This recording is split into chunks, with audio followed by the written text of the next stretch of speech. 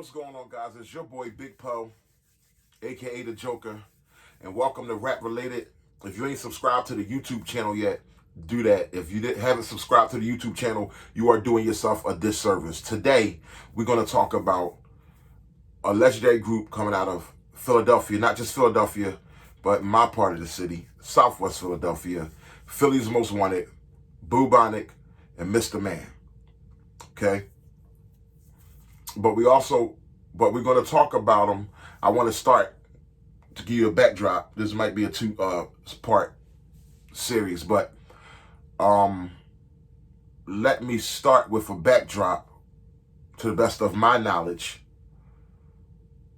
of my on-scene witnessing and my life story timeline intersecting with theirs. The original Philly's Most Wanted, like I said, from my understanding, it actually, at one point, it was a boy, he's hot, who I went to middle school with. And like I said, these guys managed by Stevie G. This was Stevie G's Frankenstein project. Like, he created this monster, you know what I mean? Most Wanted got a lot of grooming and support from Stevie G, who was into the industry, as well as a street dude who converted into the managing game and into the entertainment business. You know what I mean? And they were just, very polished at a young age, coming up with at a time when people weren't even getting to the studio. You know what I mean? A lot. I know I wasn't. You were rapping raw. I was rapping, battling competitions or, wherever I would be. But as far as getting to the studio, at a young age, coming up, that took, it wasn't many studios even in Philly at that time. So it took knowing who, and it took guidance. It took some money, you know what I mean? Studio money at that time was no joke, at a very young age when you talk about coming up. So I'm talking about these guys came up through their teens, I believe, basically being groomed, you know what I'm talking about? And they were hot. Bubonic, Mr. Man. But let me go back to it. The original Most Wanted, I believe, was, I know the people, I don't know if it was all four of them at a time, but I'm going to name the original members. I know Mr. and Bubonic, of course, but you also had my man Khalil, who I went to middle school with. Khalil, forget what street Lil was from, but Lil was from Southwest Philly. Lil was nice. And I used to rap with Lil at Shaw Middle School and battle him, with him at lunchtimes. Lil was really nice. Lil really was craft. He had some stuff. I don't know what went on. I know he went on and ended up doing some other things. Well, I forget the name of another group. But Khalil, but then there was, more notably, for the masses, more notably was Montana, whose real name is Nas Montana, from the Five, you know what I mean? Montana, we also went to Shaw Middle School. And me and Montana, we also, I wouldn't say at lunchtime, me and Montana battled, because I think I was like, I remember me being outgoing when I was rapping and was heavy into the rapping, and Montana was rapping, but he wasn't like going around rapping like in the rap, so you wouldn't know him. But like one day, I was walking by a lunchroom table and he was sitting there, or he was talking to something. This boy was like, yo, he rap. He was, Montana was quiet, and I was like, oh, you rap or whatever? And he was like, yeah, I do it or something. Then he started spitting something to me. I'll never forget, off of paper. So I used to encourage Montana, like, yo, that's hot or whatever. You know what I'm saying? Like, yo, that's nasty. I probably was like 1 year older than him, or I might be the same age as Montana, basically. But it's just that I was, rapping, slicing cats at lunchtime and all that, and then getting put on him was like, okay, my man, be quiet over in the cut at his own table or whatever with his peoples. But I'm like, oh, he can rap. And he would read stuff at different times. I would see him at lunch again, like, yo, you got anything new, whatever. I would hear him. He'd be like, reading his stuff, rapping. You know what I mean? He wasn't active as Lil and everybody at that time, but I was like, yeah, he gonna be nice. So, okay. So Lil, Montana, Mr. and Bubonic. I know that there was a time that there was Mr. Man, Bubonic, and Montana in the group together.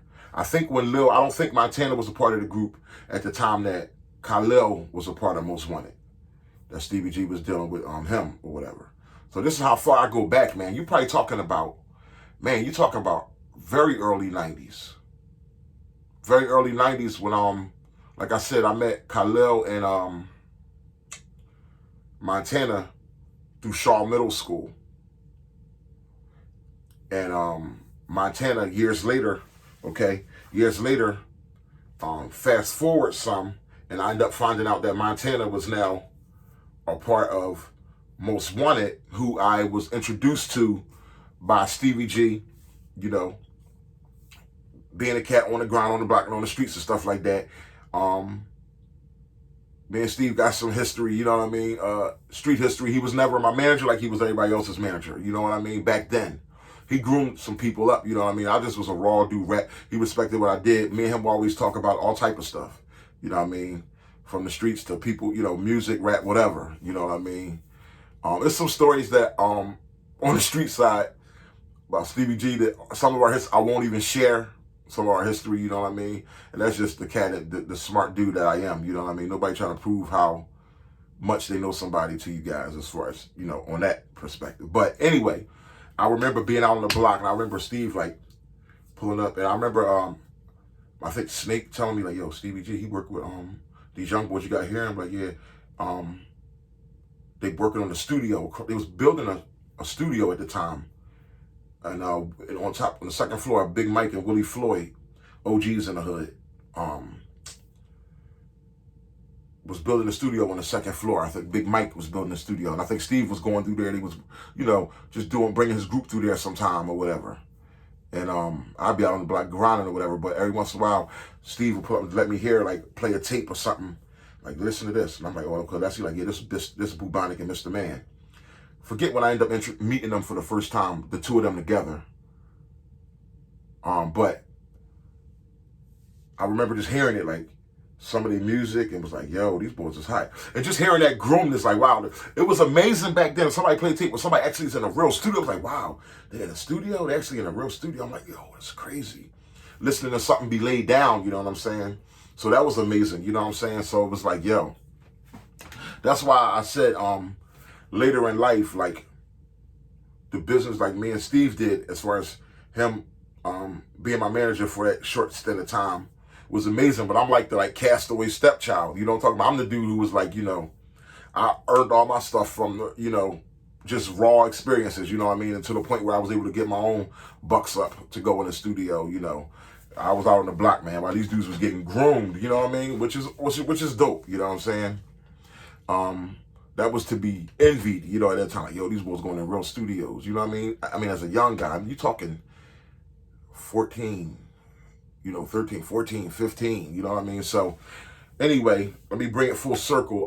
Later on, I found out Montana was rapping with Most Wanted, and man, these guys were my rivals. And Montana, when I met him, like, as years went on, from middle school to like years going on, and then meeting him again, now I'm in the street now or whatever. And I remember, I think Stevie G pulling up with him, whatever, like, somebody was telling me, like, yo, you hear the new boy that Steve Group, we got this boy named Nas, Montana. This boy named Nas, he wasn't even going at Montana at the time yet. This boy named Nas. And he's nasty. So then they pull up one day or whatever, and I'm meeting him. I'm like, yo, Nas, what's up, man? He's like, yo, what up, man? And he's like, yo, yeah. Then he starts spitting some stuff. He's like, you know, showing me now, like, how he's developed since middle school. And he's like nasty now, and they got some stuff together. Man, them dudes, I mean, that's Bubonic, first of all, is an unbelievable lyricist in those times. Mr. was nice, a nice compliment. You know, and they had that swag, that ladies man swagger. And then Montana, Nas, he was just a flamboyant, arrogant mother effer. You know what I mean? So him and me were just like direct opposites, and we ended up being a lot of times. But I used to rival with all of them. But me and Montana really was like rivals. You know what I mean? I guess, you know, for whatever, I think he just had that chip on his shoulder to get at me rap wise, and I had that chip on my shoulder, like, to show him, like, no, you ain't, yeah, you nice now, but you don't want none of this or whatever. So that's how that started. So then I'm like, okay, I know Most Wanted for many years. I know Most Wanted as Mr. Bubonic and Montana. I'm like, yo, that's a dope trio. But man, I'm talking about, it's all like a blur to me now. But many times I would end up battling these guys. You know what I mean? Sometimes I would outshine them. Sometimes they might outshine me. You know what I mean? But mind you, it was like 1 against 3 sometimes. But me and Montana, the battles, the rivals, it was, man, it was some serious, gosh. Like I said, back then, the battle was you bringing everything you got and trying to outshine them, outshine all the artists. You know, we was going at each other like that. I mean, the hood people would surround us. You know what I mean? Crowds would form. You know what I mean? That's how I earned the respect of Dana Black, who was another OG, Stevie G's partner at Against All Odds Entertainment. He's the one who I hear was really pushing for Steve to let Dave Lighty from Jive Records hear me from New York. Like, he was really pushing for me on the low. But he used to be there, and I would just see, like, the respect I was demanded as I would be battling Most Wanted, going against all of them. I mean, some serious battles, bro.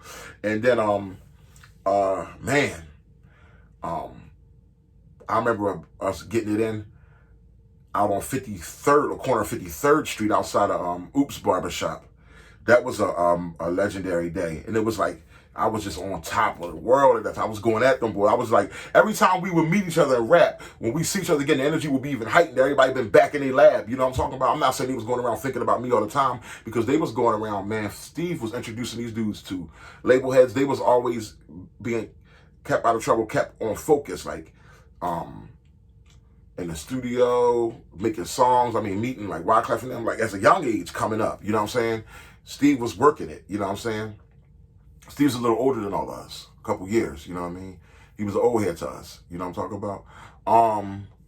Where me, I was like out on the block and stuff like that, and just keeping up with my rap, but sometimes I would be grinding on the block, and sometimes it's like I wouldn't be on my rap game as much, you know what I'm talking about? You know how the street is, man. That stuff could really pull you in a lot of different directions.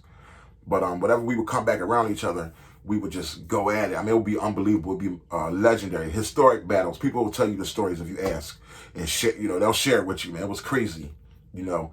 And I just remember a monumental one outside of 53rd Street. I felt like I outshined them. They felt like they outshined me. I think it was just like, that was a day that you could just say it was no real one. We all went off. You know what I mean? I feel like it was a time where I did get them. Mr. and Bubonic, and I think my time. I was going at all 3 of them on. I mean, you had to see it, man, to believe it, dog. You had to see it. Like, I was turned up, and on 52nd and on Wilton Street, actually on the corner of my block, and but that particular day, I'll never forget whipping out the line, chase big dollar, but I'll never flip the collar, and I'ma flip a chick any type of way to make her holler. I'll be the one moms wasn't prouder, cause I sold cooked powder, game made a man out of. It was just wow. I dropped that. I remember I grabbed it down, hugging the pit bulls. I was rapping that to them. It was a, I mean, we went for a long time on the corner of the Deuce that day. And some people will say, you know, you was on the corner of your block. Of course they're gonna say you won. But no, it was like, yo, I felt like I outshined them that time. But they was bringing it too. But I just felt like that day was like, yo, my showmanship was just like on blaze that particular day. I remember a time before then though, rewinding back some years, I remember a time that Bubonic outshined me on the block in a car one time. But man, they was always in the studio being polished, and I'm on the block, not really on my rap game like that. And we was out there, I think me, Snake, Mr., and somebody else was in the car, and Mr. was just dropping some stuff.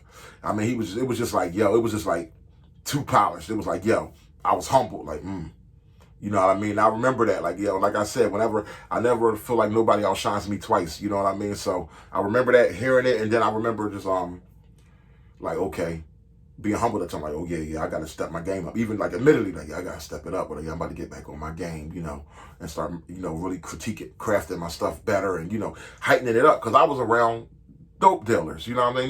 Nobody rapping, so it's like, okay, your level of competition, you can't be around nobody if they're not in your field. What you do, it's not going to motivate you too much, you know what I mean? So you might be nice to yourself, but you might not be nice to everybody else, or as nice as you think you are to everybody else, because you're not being challenged to go higher, you know what I'm saying? So, but that was some years back, and mind you, as years went forward, I got really on my A game, really got back on my rap game like I was when I was in high school, you know. Now I'm on the streets and all that, so I was getting away from it a little bit for a second. So I got really back on my game, and next thing you know, I was like, yo, chip on my shoulder. I'm competing with them, battling every time we seen them, it was on site, on scene. You know what I mean? And I remember feeling good, just gripping Bop like, come on, Bop, I need you, man, because like I'm tired of going against 3 dudes against one. I'm like, yo, now I'm gonna have a partner now. You know what I mean? So me and Bop, for you know what, me and Bop was in ciphers and battles with them dudes and everything.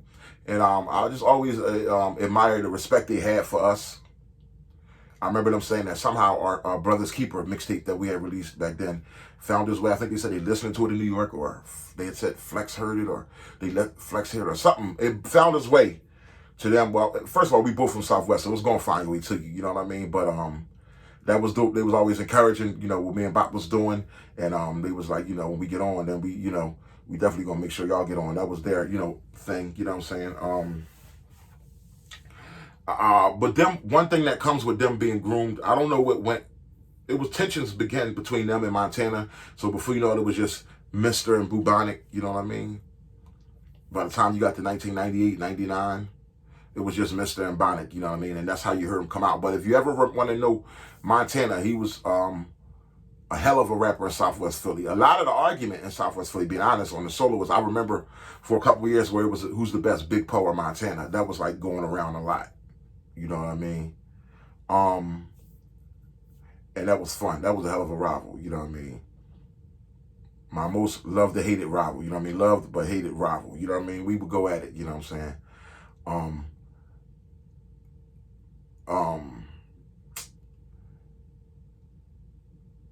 Okay, now going into, from them being groomed so much, I guess them being in that politics of the rap game and, you know, studios and going to New York, they were meeting people, you know, just through a lot of their life. You know, Steve would have them in bowling parties, skating ring parties and stuff like that. Mind you, I'm out on the block. I'm not getting put on to those type of things. You know what I'm saying?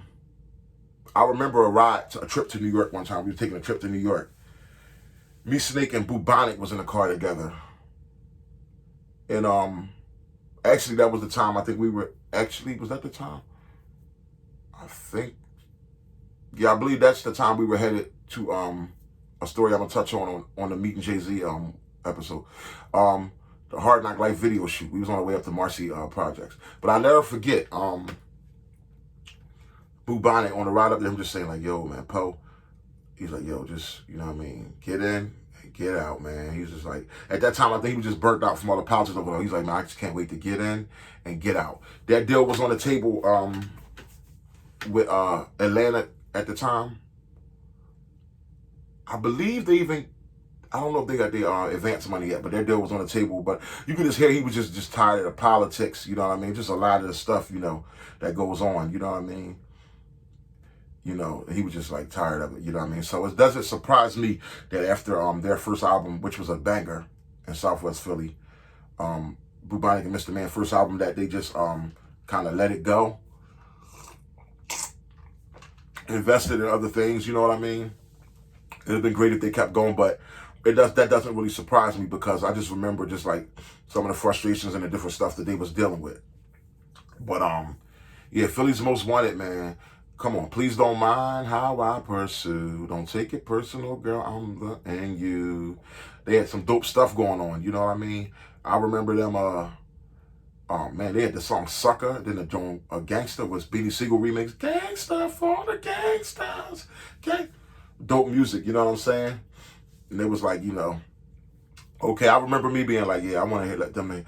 I remember though at that time the streets. It was big. It was really on the streets, man. The thing was like we were deucing. It was like Big Poe. It was like a lot of the streets. It was versus Most Wanted them. That competitive edge was there amongst Philly rappers, and especially if you were from the same part of the city. We loved each other, but that competitiveness was there. You know what I mean? I'm like, man, wait till they get introduced to this side. You know, the Deuces Wild side of Southwest Philly. You know what I mean?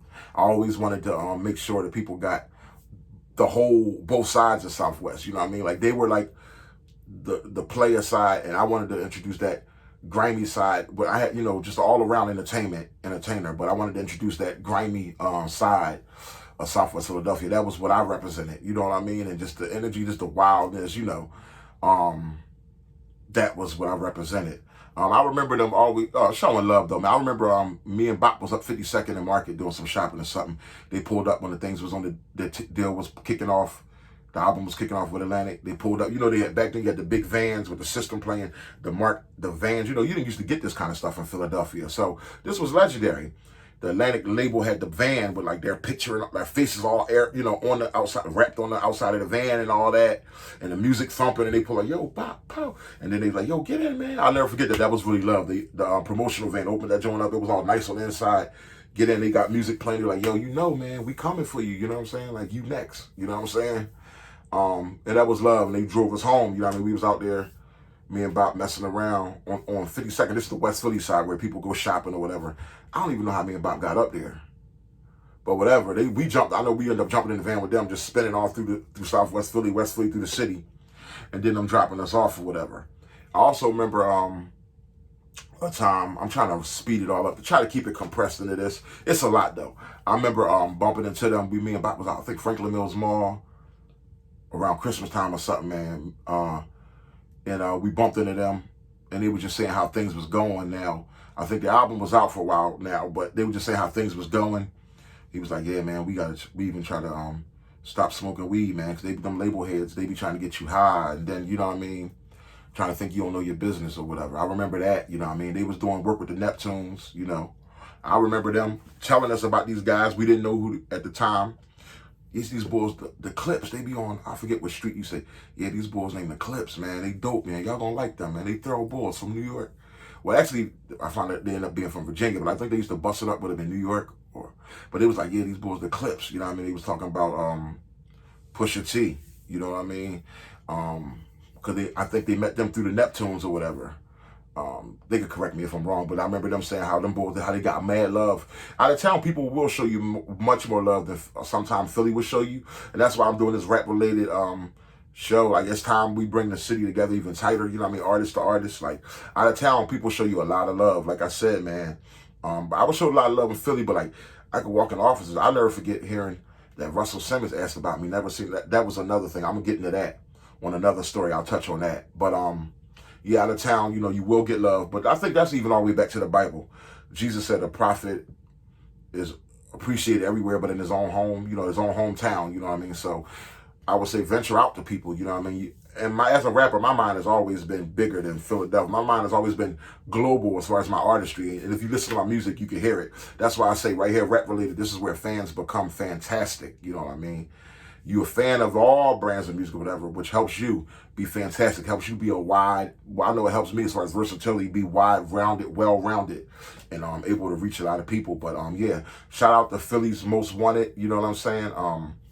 Anyway, Montana was on that. When they all went up to the radio, the legendary Cypher, the one thing that did hurt me, I'm going to tell you, when they went up there, I didn't hear about it. It was Lava, Major Figures, Beanie Siegel, Most Wanted, and I remember, no, that hurt it, but it was another thing that was amazing. I was loving that though, hearing it at the crib.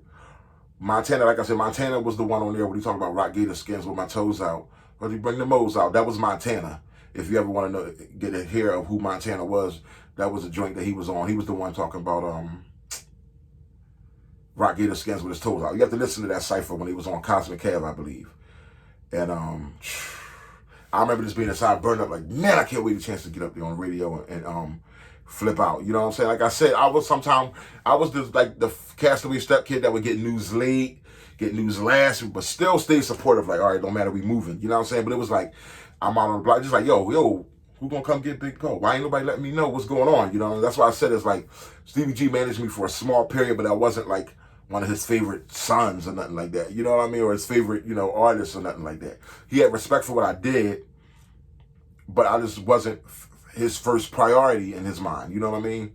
Now, in the streets, they'll tell you Big Poe is the priority of Southwest Philly. You know what I mean? The people who listen, the music listeners, but, you know, to each his own. Everybody has their style that they like. Everybody has a preference.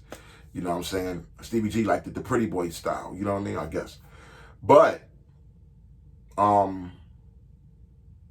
I just remember what did hurt. I remember being like, ooh, don't say that, Bubonic. I remember Bubonic on the beginning of us. It was a joint where they all rapped on it. And it was Lava. It was that one where Lava kicked it off, Vodka and Cranberry, Chilled on the Rocks. And it was like Siegel, they all rapped on this joint. Speed. It was a mixtape song.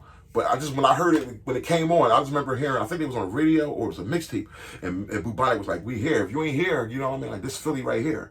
Now, I don't think Bonnie meant no harm, but it's like, to me, I'm like, yo, when you're a rapper, you like, yo, you wear this thing right here, Philly, you wear that with pride. You know what I'm saying? You represent, you do everything to represent Philly. Like, that's what you about. So to hear like, yo, if you're not here, you know what I mean? I'm like, oh, what do you mean? You know, to myself, I never forget that. Like, I remember loving the whole cypher. They all killed it, but I just remember being like, yo, whoa, we all here. Like, if you're not here, then, you know what I'm saying? Like, you ain't, you know, this is Philly. Basically saying like, oh, I'm like, yeah, that's a part of Philly, a huge part. But I'm like, yo, don't forget your boy Big Poe, baby. You know what I mean? And that was like, wow. That was an unbelievable cipher, you know what I mean? But hey, it was what it was, you know what I mean? As a rapper, you wear that chip, you like, yo, okay, I'm gonna show these boys, you know what I mean? Like, I remember that though, I ain't gonna lie, I gotta be honest about that. I didn't like that part, man. But I always wanted success for them, and I was happy to see everything they did, you know what I mean? Musically, and what they did for Southwest Philly, what they did for the Philly rap scene, man. I'm sure there's a billion other things I could touch on. I can't think of it right now, you know what I mean? But if I think of more, there'll be a part 2. But that's it, your boy Big Poe, rap related, representing Philly's Most Wanted, the legendary Philly's Most Wanted, man, and all that they done. Salute, bros. Out.